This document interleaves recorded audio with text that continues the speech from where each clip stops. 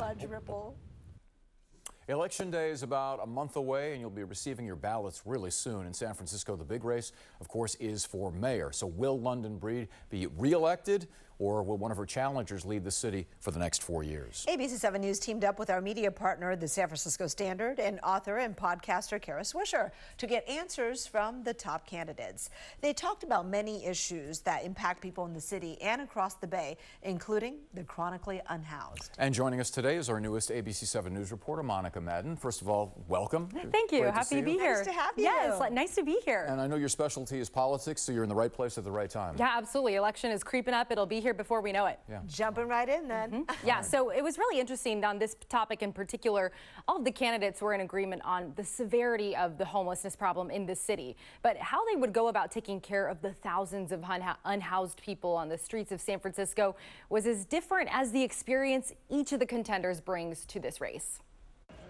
It's the top issue for most voters in San Francisco, a problem the city's current leader has had to tackle. You've been here 6 years.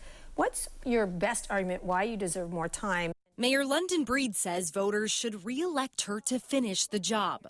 But I think the biggest thing and what you've seen, and even places like the Standard, where people are saying they're finally accepting help because they're tired of being pushed from this place and someone disturbing them in the middle of whatever it is they're doing. We're making people on the streets uncomfortable, so that the only option is to accept what we are offering. The data shows that we don't have enough shelter. I checked the wait list this weekend. There were over 200 people on the wait list.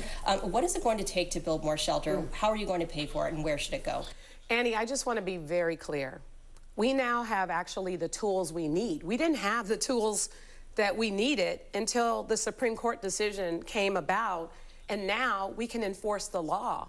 No sleeping, no lying, no camping, whether we have a place for you to go or not.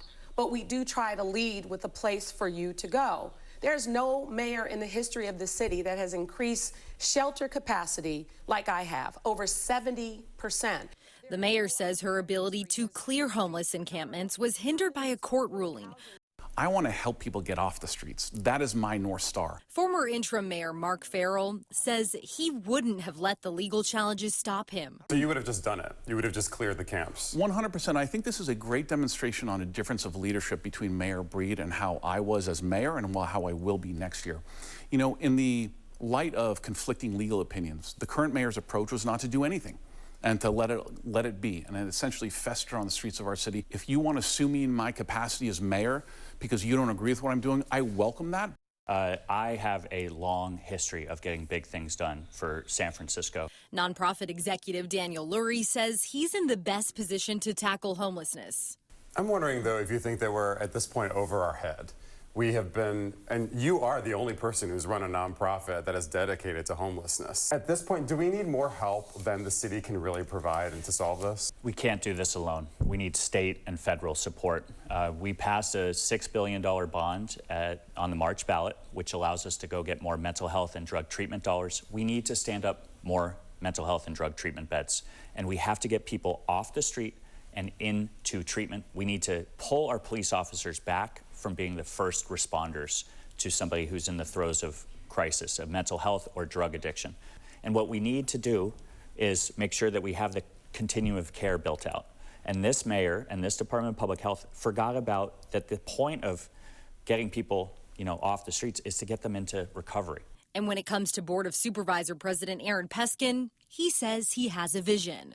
I believe that I am the only person in this race who has an actual plan. It's called From Crisis to Care. I'm happy to talk about it. Your viewers can Google it. It's on my website at aaron2024.com. But it is an implementable plan. It will move San Francisco forward. And I'm the only person who has actually committed that to writing with experts. What's the first step of it? The first step of it is systemic management reform to wrangle the 9 city departments and the 248 nonprofit service providers into a much more rational, much more accountable structure.